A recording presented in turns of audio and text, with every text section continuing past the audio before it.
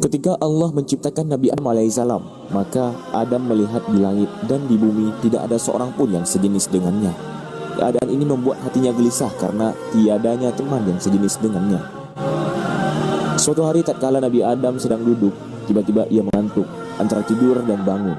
Allah Subhanahu wa taala memerintahkan malaikat Jibril untuk mengeluarkan tulang rusuk dari pinggang kirinya. Pada waktu itu Nabi Adam tidak merasakan sakit sama sekali. Dari tulang rusuk Nabi Adam tadi, Allah Subhanahu wa taala menciptakan Hawa. Termasuk semua kemanisan, keanggunan, kecantikan, keelokan diletakkan pada Hawa sampai hari kiamat. Allah Subhanahu wa taala juga meletakkan sifat kebersihan, kesopanan pada diri Hawa. Sedangkan semua sifat kerinduan, kecintaan, kesenangan dan kasih sayang diletakkan Allah Subhanahu wa taala di hati Nabi Adam. Sehingga Hawa adalah makhluk Allah Subhanahu wa taala yang sangat merindukan di langit dan di bumi. Kemudian Allah Subhanahu wa taala menciptakan pakaian pada Hawa dengan 70 perhiasan dari aneka macam perhiasan surga, memberinya mahkota dan mendudukkannya di atas kursi yang terbuat dari emas.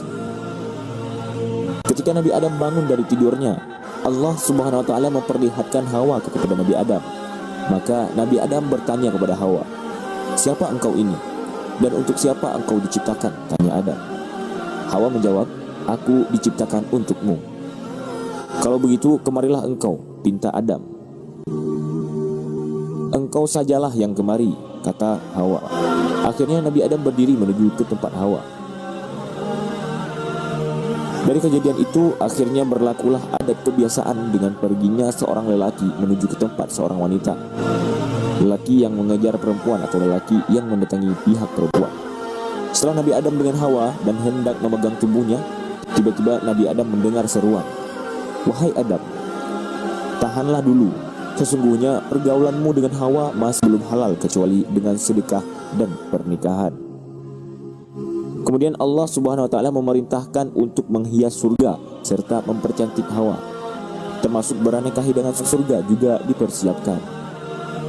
Selanjutnya Allah Subhanahu wa taala memerintahkan malaikat yang ada di langit untuk berkumpul di bawah pohon tuba.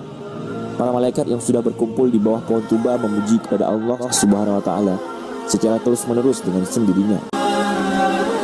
Lalu Allah Subhanahu wa taala menikahkan Hawa dengan Adam. Allah Subhanahu wa taala berfirman, "Segala puji itu untuk memujaku. Kebesaran itu kainku, keanggunan itu selendangku, dan makhluk seluruhnya adalah hamba aku."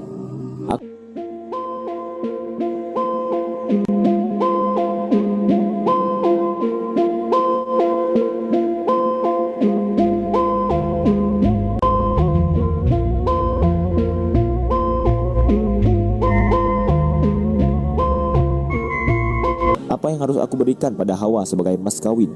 Apakah itu berupa emas atau perak atau jauhar?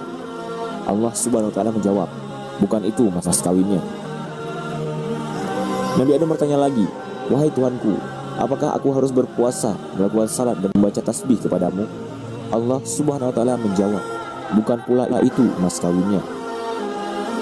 Nabi Adam bertanya lagi, "Wahai Tuhanku, lantas apa mas kawin untuk Hawa itu?" Maka Allah Subhanahu wa taala berfirman, "Mas kawinnya adalah engkau membaca selawat 10 kali kepada nabiku dan pilihanku, yaitu Nabi Muhammad sallallahu alaihi wasallam yang menjadi junjungan para utusan dan menjadi penutup para nabi." Allah Subhanahu wa taala berfirman kepada Nabi Adam, "Bacalah selawat kepada Nabi Muhammad sallallahu alaihi wasallam sehingga aku menghalalkan Hawa kepadamu." Allah Subhanahu wa taala berfirman kepada umat Muhammad sallallahu alaihi wasallam, "Bacalah salawat kepada Muhammad dan bacalah salam kepadanya sehingga aku mengharamkan neraka untuk kalian, dan bacalah salawat kepada Muhammad sehingga aku menghalalkan surga untuk kalian." Ibnu Jauzi meriwayatkan dalam kitab Salwatul Ahzan, sesungguhnya Nabi Adam ketika ingin mendekat kepada Hawa, lantas Hawa minta kepadanya agar diberi mas kawin. Adam bertanya kepada Tuhannya, "Wahai Tuhanku, mas kawin apa yang pantas aku berikan kepadanya?" Allah Subhanahu wa taala lantas berfirman, "Bacalah selawat pada kasihku yang terpilih Muhammad sallallahu alaihi wasallam sebanyak 20 kali." Lalu Nabi Adam pun menunaikannya.